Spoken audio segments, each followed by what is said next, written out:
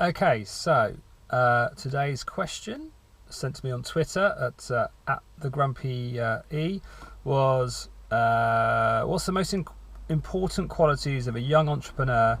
Work ethic, vision, sales, etc. So that's a tough one. So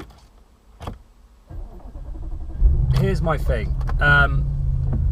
Firstly, entrepreneur. So lots of people want to be entrepreneurs.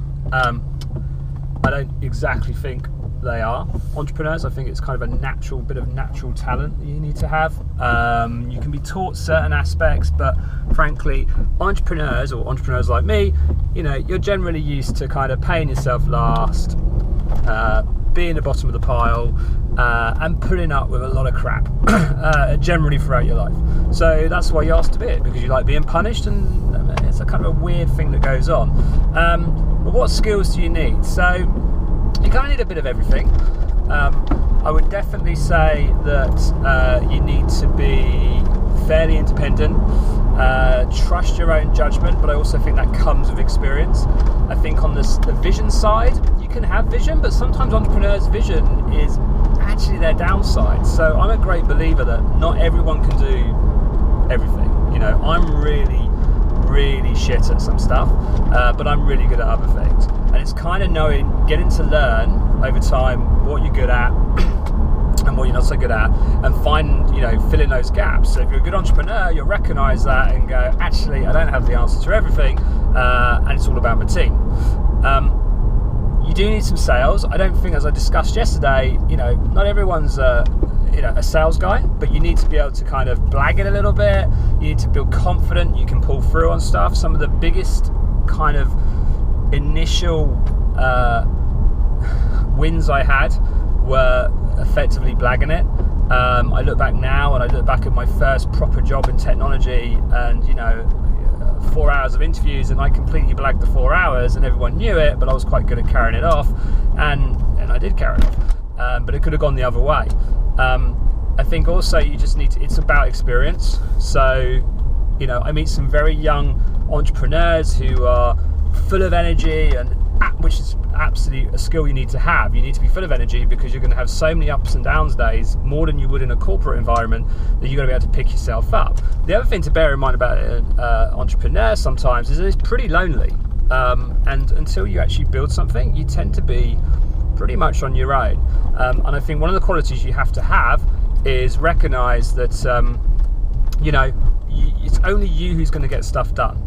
Okay, so you can rely on some other people, but they're never going to have the passion about that business or your idea that you do. They're probably not going to have as much skin in the game. They're probably not going to be, they might not even be the right person. And this is one of the things I talk about later, is finding the right people who will probably surround you most of your life.